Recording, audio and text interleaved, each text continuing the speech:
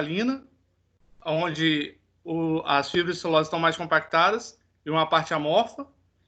E se as nanofibras produzidas possuem várias partes cristalinas conectadas por essas partes amorfas, elas são chamadas de celulose nanofibrilada.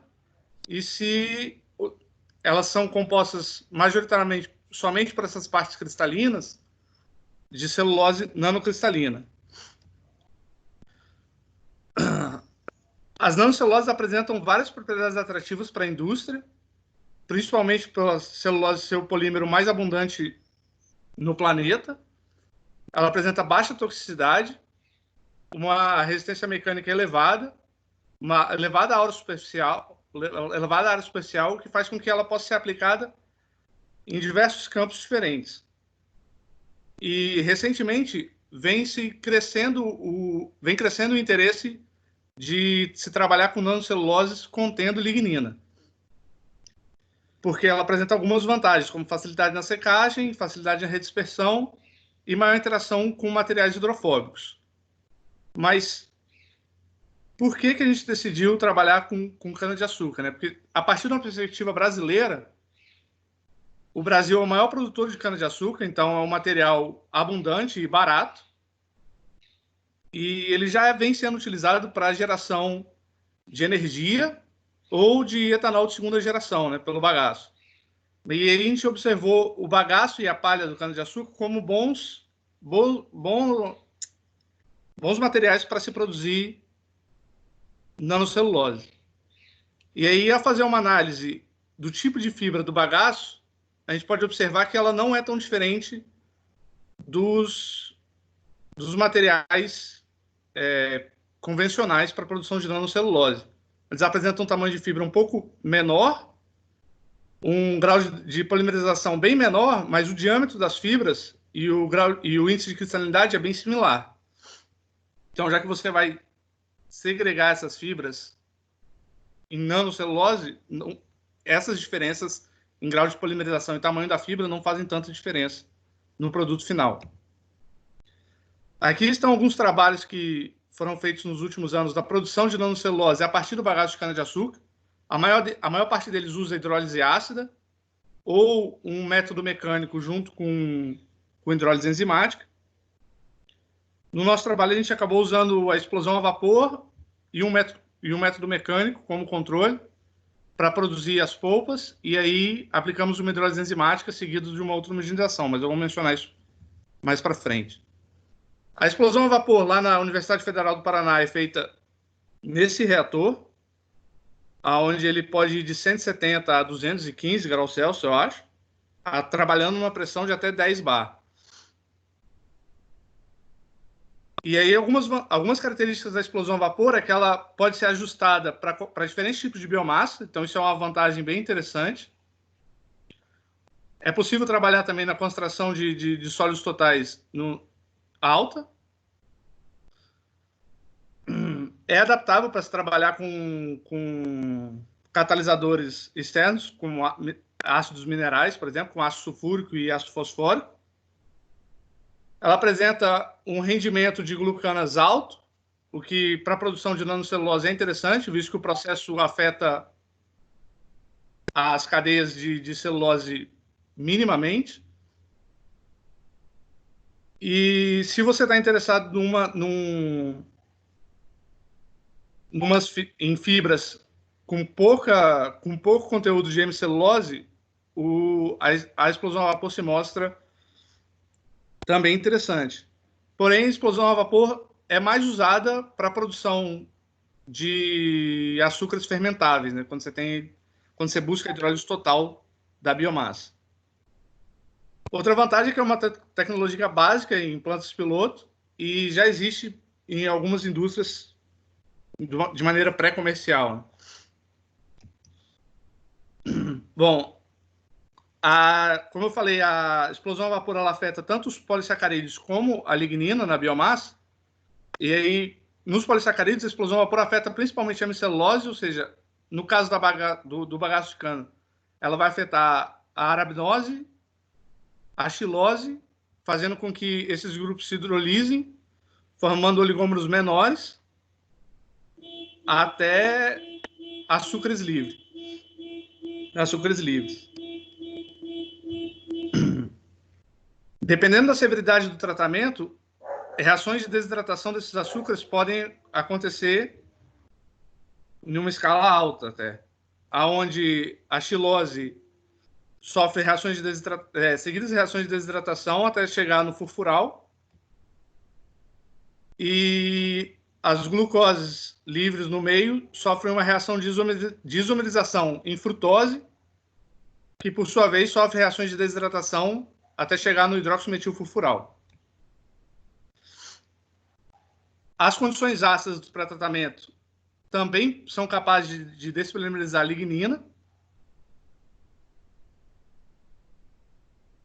onde você pode ter alguns caminhos para essa despolimerização, como a desprotonação seguida de protonação,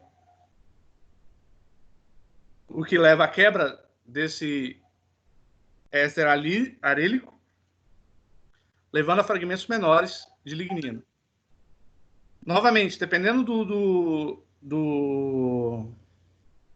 grau de severidade do tratamento, essas reações podem acontecer por meio radicalar, quebrando a lignina em diferentes pontos, despolimerizando a lignina em diferentes pontos.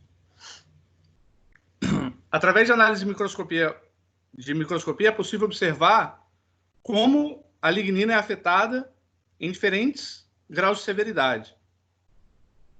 Por efeito de fluorescência, a gente pode observar que quanto mais severo o pré-tratamento, mais afetada é a lignina. A gente pode observar por esse redshift que ela sofre, onde ela passa de uma fluorescência azul para vermelha.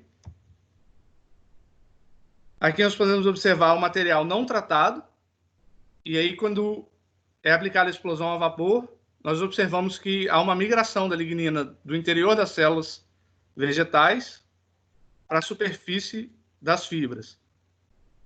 É lógico, como eu disse, dependendo quanto maior a temperatura, maior é a evidência desse redshift também. E aqui mais um exemplo de como a explosão a vapor afeta a lignina, do material não tratado para o material explodido a vapor. E aí nós observamos a migração da lignina do interior das células para a superfície das fibras. E essa lignina coalesce também em pequenas esferas que se mantêm absorvidas na superfície. E como eu falei, é possível observar esse redshift do espectro de fluorescência, fazendo com que a fibra fique coberta com um material não celulósico. E se ainda adicionarmos um ácido mineral no processo, o que elevaria a severidade, é possível observar maior evidência desse redshift e maior heterogeneidade de lignina contida na superfície das fibras. Ao usar ácido sulfúrico, é possível observar a acumulação dessa lignina na superfície das fibras de celulose. Porém, a uma temperatura mais baixa, de 195 para 170 graus Celsius, por exemplo, não é possível observar uma migração dessa lignina para a superfície. Enquanto que, ao se elevar a temperatura em 10 graus, é possível observar essa migração, mas com o efeito do redshift menos evidenciado.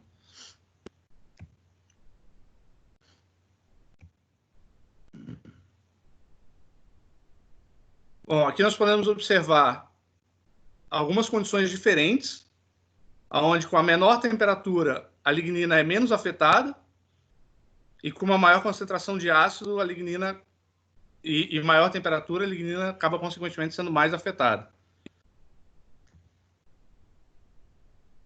E aqui podemos ver os materiais não tratados, ou seja, a fibra nativa, a fibra que foi tratada com hidróxido de sódio, desculpa, veio em inglês na cabeça. E é possível observar a diminuição de lignina nesse substrato, porém o efeito de fluorescência é bem similar.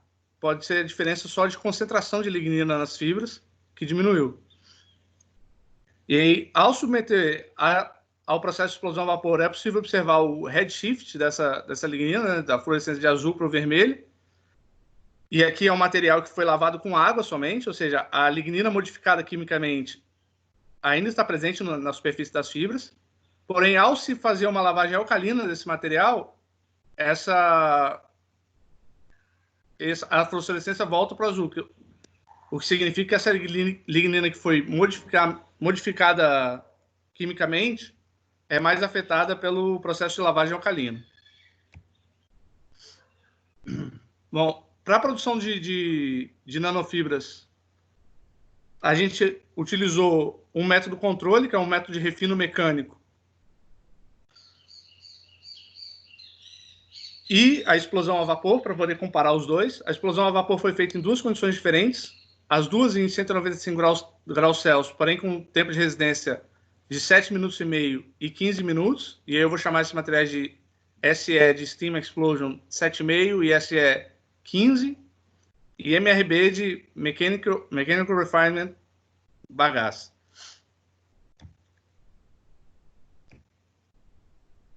Depois do procedimento de refino mecânico, explosão a vapor, os materiais foram submetidos a uma lavagem alcalina, onde o hidróxido de sódio é capaz de despolimerizar a lignina, reduzindo consideravelmente a quantidade de lignina no substrato. Foi feito também um processo de branqueamento, que oxida a lignina e acaba despolimerizando em parte também, removendo a lignina residual, a maior parte da lignina residual nos substratos. Após o processo de branqueamento, o substrato foi submetido a uma hidrólise enzimática para diminuir a resistência mecânica e a energia gasta durante o processo de desfibrilação. E o processo de desfibrilação foi feito a partir da homogenização com alta pressão por 9 passagens, sendo 3 a 300 bar, 3 a 600 bar e 3 a 900 bar. Todos os materiais foram submetidos a esses tratamentos. Eu esqueci de mencionar também que o processo de branqueamento foi feito por 1 hora e por 3 horas. Então, nós temos materiais com diferentes teores de lignina. Os materiais produzidos a partir desse processo são esses. Esses são os materiais numa concentração de sólidos totais de 1%. E é possível observar que eles já adquirem uma característica de gel, mesmo em concentrações baixas, o que evidencia a presença de nanofibras. Todos esses materiais foram caracterizados a partir dos procedimentos descritos pela NRL, onde foram determinados os açúcares, a lignina, os extraíveis e cinzas. Por que o processo de explosão a vapor funciona tão bem no bagaço de cana-de-açúcar? Porque não é preciso adicionar um catalisador exógeno, devido à alta concentração de grupos acetil, que nas primeiras etapas da explosão a vapor acabam sendo hidrolisados em ácido acético e catalisando assim a hidrólise da hemicelulose. Aqui uma breve comparação com a literatura do material usado no nosso trabalho, onde ele é bem similar à maior parte dos materiais descritos, tendo algumas diferenças, mas essas diferenças podem ser explicadas pela diferença na metodologia de análise ou de como esses materiais foram preparados para análise. Então, o bagaço refinado mecanicamente, depois de ser designificado por hidróxido de sódio, ele apresenta uma redução de lignina de 8%, mais ou menos, onde a lignina passa de 21% do teor total do substrato para 12%, sendo 10% de lignina insolúvel em ácido e 2% de lignina solúvel em ácido. E o branqueamento acabou oxidando essa lignina, fazendo com que aumentasse o teor de lignina solúvel em ácido no substrato. Mas o teor de lignina total não foi muito afetado nesse caso. Aqui nós podemos observar como a explosão a vapor afeta já o processo de branqueamento. Se a gente observar que o processo de explosão a vapor com tempo de residência de 7,5 minutos resultou numa redução muito mais significativa da lignina durante o processo de lavagem alcalina, e o processo de branqueamento acabou sendo também mais efetivo. E num processo de explosão a vapor mais severo, esse efeito também foi observado, onde você tem um teor de lignina alto, devido à remoção de hemicelulose, de 30% de 7,5 e 40% de 15 minutos, e uma redução para 8% de lignina na lavagem alcalina, e 6 a 5%, dependendo da severidade do branqueamento. Aqui nós temos uma breve comparação entre os materiais produzidos, onde é possível observar que a explosão a vapor afeta principalmente a fração hemicelulósica, mas afeta também a lignina, favorecendo o processo de branqueamento. Foram feitas também análises de demanda catiônica das fibras produzidas, das nanofibras produzidas, e aqui é possível observar que as fibras contendo uma fração hemicelulósica possuem uma demanda catiônica significativamente mais alta, evidenciando que essa rede hemicelulósica é fundamental para essas características das nanofibras produzidas, onde as nanofibras que foram produzidas a partir do processo de explosão a vapor não têm fração hemicelulósica ou não foi detectada essa demanda catiônica cai a menos da metade da demanda catiônica da fibra com hemicelulose. Bom, as fibras produzidas a partir de explosão a vapor apresentaram também uma diferença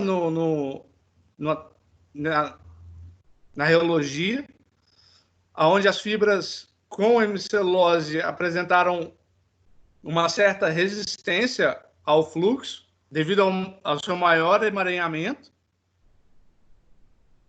e as fibras a partir da explosão a vapor apresentaram uma tendência um pouco diferente, onde você tem uma resistência no início ao fluxo, mas depois você tem um equilíbrio.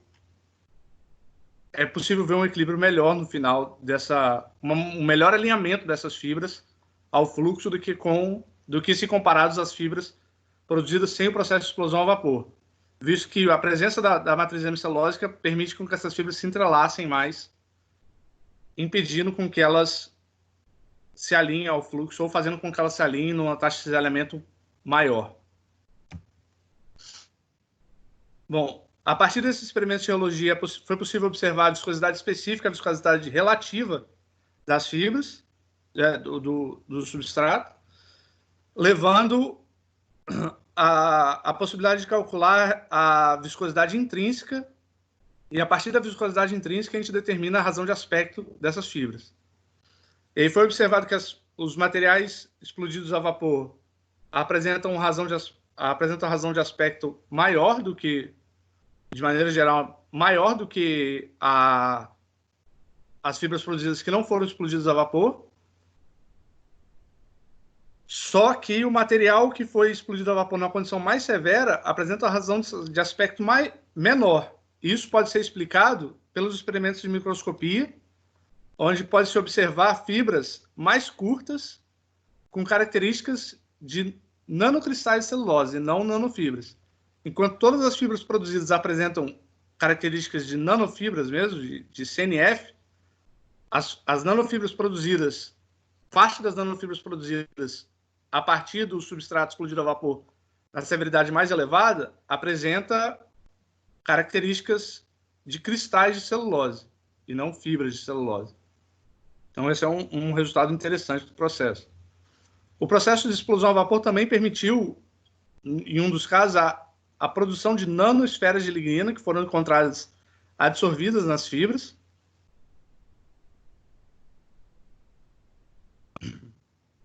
E resultados similares foram relatados nesse artigo publicado na Cellulose, nesse trabalho publicado na Cellulose em 2018, onde o conteúdo residual de lignina, que foi um substrato com um teor residual de lignina, foi submetido a desfibrilação mecânica e puderam observar a presença de nanopartículas de lignina nas fibras produzidas também. Quanto ao índice de cristalinidade, os materiais explodidos a vapor apresentaram maior índice de cristalinidade, também devido à remoção da hemicelulose e maior remoção da lignina durante o processo de branqueamento. E é uma comparação das fibras produzidas por esse método com algumas da literatura que usaram explosão a vapor também. E uma comparação geral das fibras produzidas por esse processo com nanofibras produzidas por método mecânico e enzimático e oxidação por tempo, por exemplo. Então, é possível observar que a explosão a vapor mantém uma maior cristalinidade nas fibras, é possível produzir essas fibras com maior índice de cristalinidade, mantendo o diâmetro delas bem similar às mencionadas na literatura. Então, como conclusão, através do pré-tratamento com explosão a vapor, é possível isolar nanocelulose com diferentes aspectos, viscosidade e índice de cristalinidade. E aí é importante observar que, dependendo do seu objetivo, você vai precisar de uma condição de explosão a vapor diferente. Foi observado aqui que uma condição mais severa acaba produzindo fibras mais curtas, menores e com maior índice de cristalinidade. E dependendo de como você quer, ou se quer ou não quer a lignina presente nessas fibras, a explosão a vapor também pode te ajudar modificando essa lignina quimicamente, dando características diferentes a ela, ou facilitando com que ela seja removida durante o processo de designificação. Bom, eu queria agradecer ao grupo, ao CEPESC, ao Lepamap, que me recebeu lá na Universidade de Girona, e a Nanocell por ter financiado esse trabalho também, para a gente poder fazer essa parceria. Muito obrigado.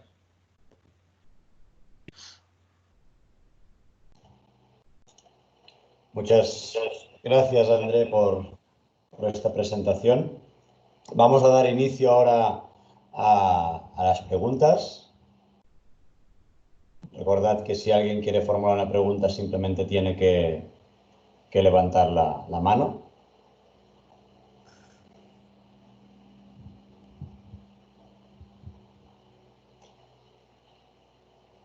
Bien, mientras esperamos que haya preguntas, las preguntas las podéis formular tanto en español como en portugués, sin ningún problema. English as well, not a problem. E incluso si alguien se sintiera más cómodo haciéndolo en inglés, pues no hay problema. Se puede formular la pregunta.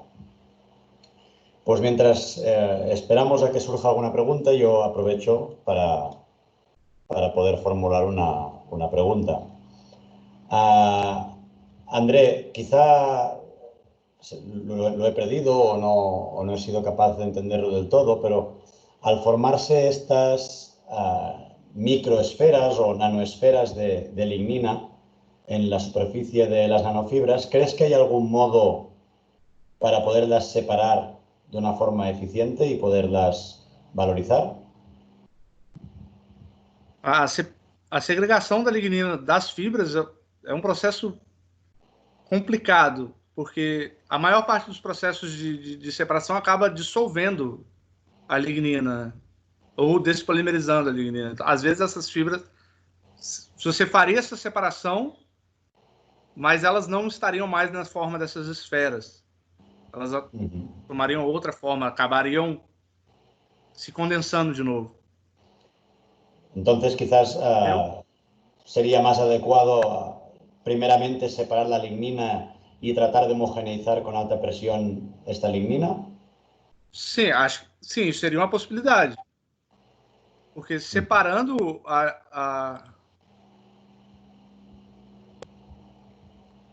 Bom,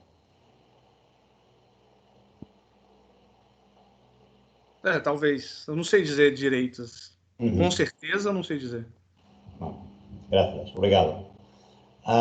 Tenemos una pregunta de Javier Carvajal. Javier, adelante. Hola, felicitaciones André por tu presentación. Bueno, parte de la pregunta que yo iba a hacer ya la has respondido.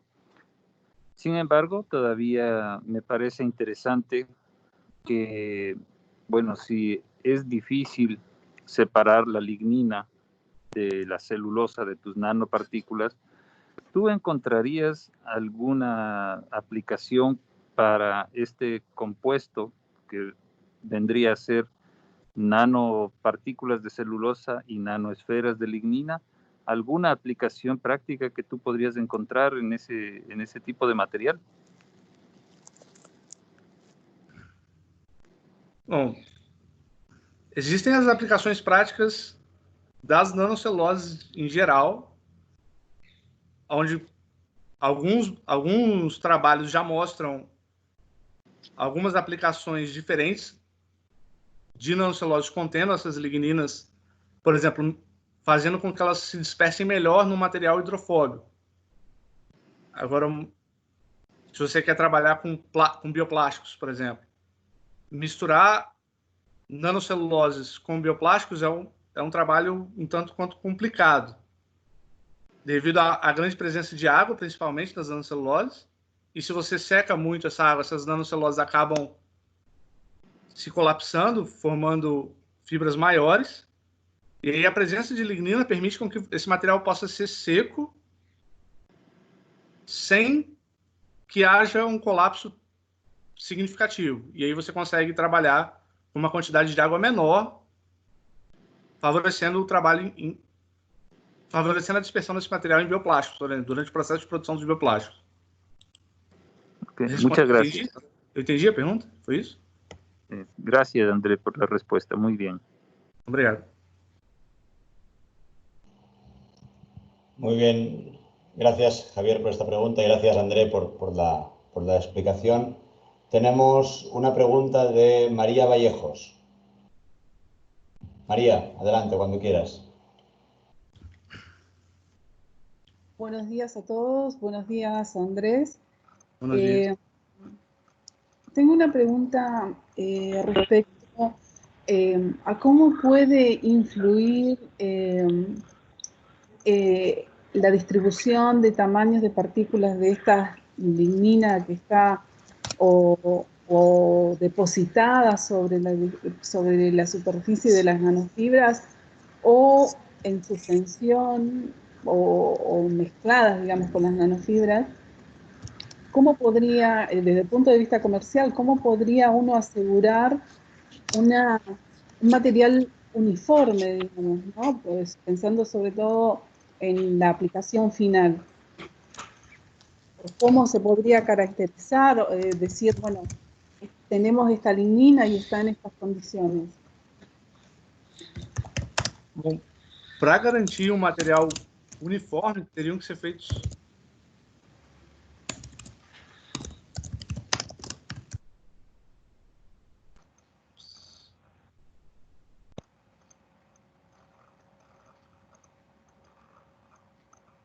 Eu não estou compartilhando a minha tela, tô.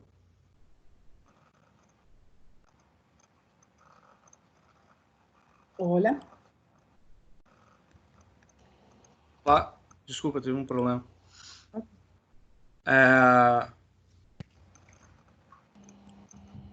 André.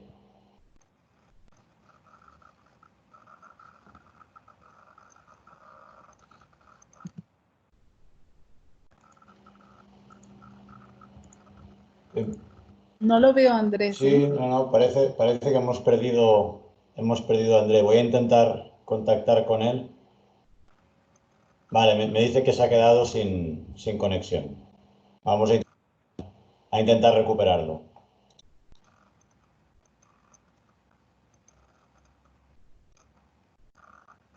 Bueno, veo que Luis Pereira ha levantado, Luis Pereira Ramos ha levantado la mano. Puede que él pueda hacernos algunos comentarios al respecto. Vamos a ver. Luis, mientras esperamos a que André se conecte. Sim, enquanto o André não consegue se conectar novamente, primeiro boa tarde ou bom dia a todos. Eu só queria agregar algumas informações ao que foi dito anteriormente. Em primeiro lugar, ao comentário feito sobre a separação das partículas de lignina do material nanofibrilado. E vejam que a ideia realmente não era essa. A ideia era de produzir um compósito que contivesse tanto a parte de polissacarídeo quanto um certo teor de lignina que conferisse maior afinidade com matrizes como policaprolactona, por exemplo, ou mesmo que pudesse ser utilizado como um material a ser dispersado numa superfície para conferir-lhe hidrofobicidade. Esses testes eles foram iniciados, mas ainda não foram concluídos por uma série de fatores, inclusive problemas que nós tivemos agora em relação ao afastamento de nossos laboratórios, né? O André concluiu o seu mestrado recentemente e os experimentos complementares que nós gostaríamos de fazer não puderam ser concluídos. Então, essa é uma dificuldade que nós estamos enfrentando. Mas não nos é intenção separar as nanopartículas de lignina, se é que elas existem realmente naquela forma, mas porque a presença da lignina conferiria as propriedades que nós queremos para o material final. Trabalhamos com nanolignina, sim, mas a partir de ligninas técnicas e não com materiais nanofibrilares, como os apresentados pelo André. E da pergunta da Maria, certamente uma preocupação existe em relação à heterogeneidade do material, que vai levar muito a uma discussão sobre qual aplicação se queira buscar, né, com cada um deles. Uma depuração ela haveria de ser necessária e nós estamos buscando isso por técnicas de precipitação ou mesmo de filtração para segregar partículas maiores que se vê, inclusive, por análise microscópica. Isso é natural, inclusive, do próprio material de origem, né? A explosão a vapor ela não te fornece um material tão homogêneo.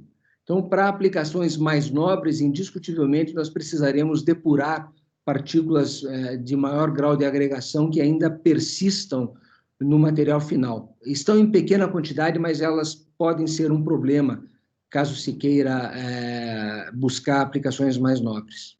André, você voltou agora? Voltei, Então, por favor, você pode retomar agora a questão, se você quiser. Não, acho que você falou bem, a questão da heterogeneidade depende de onde vai ser aplicado, mas para garantir uma homogeneidade no material produzido, é preciso fazer uma otimização desse processo de produção. Como eu falei, o trabalho foi de investigação, mesmo para entender um pouco do efeito de explosão a vapor durante o processo de produção das nanofibras. E aí teriam que ser feitos alguns trabalhos buscando uma condição ótima para isso, para garantir com que o material saia o mais homogêneo possível. Muchas gracias, André. La verdad, un trabajo muy interesante y creo que hay mucho para seguir trabajando sobre el tema, sobre todo pensando en una aplicación, ¿no? Las posibilidades que pueden, o propiedades específicas que pueden aportar estas nanopartículas de lignina presentes, digamos. Así que, bueno, me gustó mucho el trabajo y agradecerte también por la presentación, también a Luis Ramos por el trabajo, a Marc también porque parte del trabajo ha sido realizado en la Universidad de Girona y felicitaciones por el trabajo.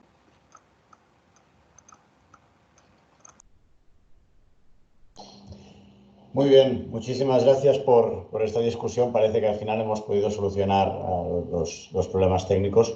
Yo añadiría, si se me permite, a esta discusión que se había generado ahora, sí que quizá el hecho de que obtengamos un material algo heterogéneo, no diré que queda compensado, pero debemos tener en cuenta que el rendimiento que tenemos de materia prima, es decir, de producto final respecto la cantidad de materia prima que hemos utilizado, pues es muy elevado, ¿no? Y ahí también radica una de las ventajas de este material. Estoy viendo, disculpadme, que alguien tiene la pantalla compartida y no soy capaz de identificar quién es. Pero es alguien de Brasil, seguro, y estamos viendo todo lo que está... Alguien, por favor, que revise. Mencionou o rendimento durante o processo de produção das fibras sem explosão a vapor, o rendimento foi em torno de 60%. Com a explosão a vapor, levando em consideração o rendimento da explosão a vapor, o rendimento cai para 30%, mais ou menos. 30, 31, 2, 31, depende da severidade do processo.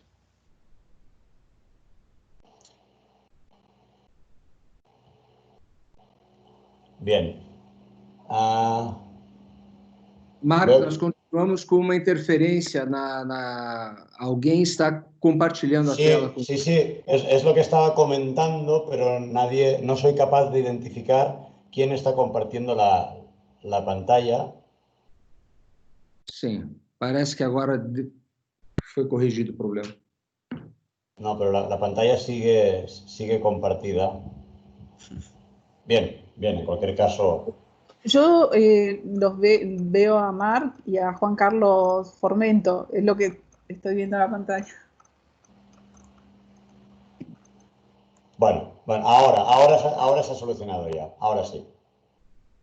Muy bien, parece ser que no hay ninguna pregunta más. Simplemente agradeceros a todos vuestra asistencia hoy de nuevo aquí. Agradecer también a André por esta presentación que nos ha brindado hoy, a la Red Nanocelia por organizar estos seminarios semanales y por supuesto a Luis Pereira Ramos como coorientador también de André y por realizar este trabajo, en este caso conjuntamente con nosotros. Muy bien, pues si no hay ninguna otra pregunta, lo dejaremos aquí. Muchísimas gracias a todo el mundo.